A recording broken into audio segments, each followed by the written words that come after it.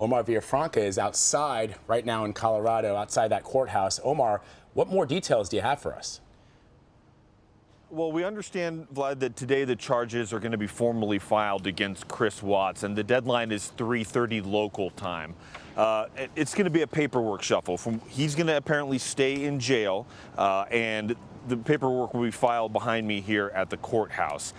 That's part of it. He's going to be in court tomorrow, but we're also hoping that the judge at some point unseals some of the affidavits that we've been asking about that'll give us a clue into motive, how things were done, and if he actually confessed and what he told police, and also what gave police suspicion to finally go and arrest him. That has been sealed. And to show you like the breadth of this investigation, last week when we were here, we were also asking the police department, had there been any service calls, maybe a domestic violence call to the house, not related to the murder, but any previous calls from the time that they had been living there. And they told me that was also sealed because it is part of the investigation. So still a lot of unanswered questions in this case. So Omar, we learned that the defense requested DNA from the bodies of the two little girls. It got me thinking about what the defense strategy might be. What do you suppose the attorneys are trying to gather from that information? And was that request granted? There was actually two things that they asked for, Anne-Marie. One, they did ask for DNA samples from around the little girls' necks. That maybe would hint towards some sort of strangulation, but why they would want DNA samples, we are not really sure. But that motion was granted by the judge. There was another motion filed by the defense. They wanted their own medical expert to collect DNA samples from under the kids' fingernails and from the Shanann's fingernails. That part was actually denied because they thought that the coroner could do that kind of job themselves. They didn't need an outside medical personnel coming in. That could hint possibly, obviously, DNA sampling to how the crime was committed, maybe trying to get Mr. Watts off. At this point, we don't know.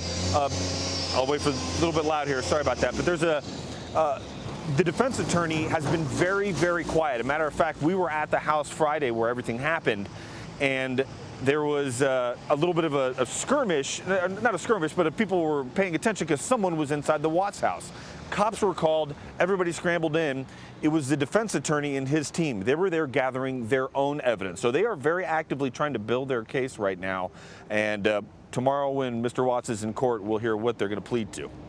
Finally, Omar, I know that the family has been outspoken on social media about what has happened.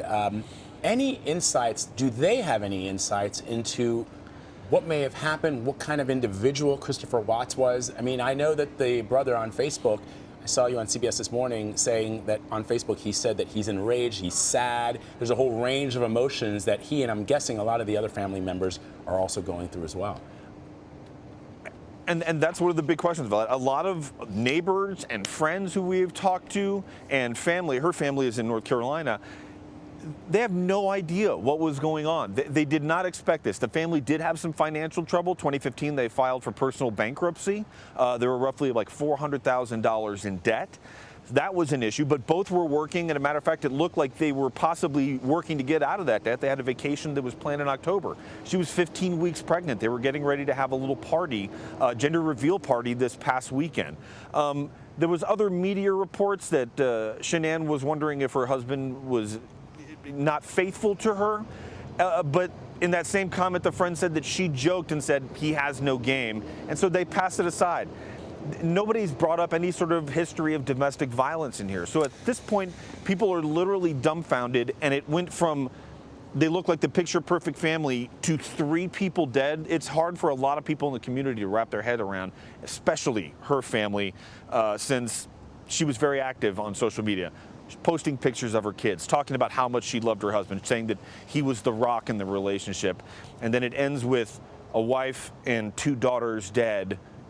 People have no idea what's going on, and they want answers. They're angry, they're upset, they're hurt, as the family is, and people in the community just want to know what's next, why did this happen? Yeah, certainly there's a portion of the story that we are missing. And hopefully the judge will release that affidavit that will allow us to, or at least the family, it's not about us, it's the family, to understand exactly what happened. Omar Villafranca, thank you very much.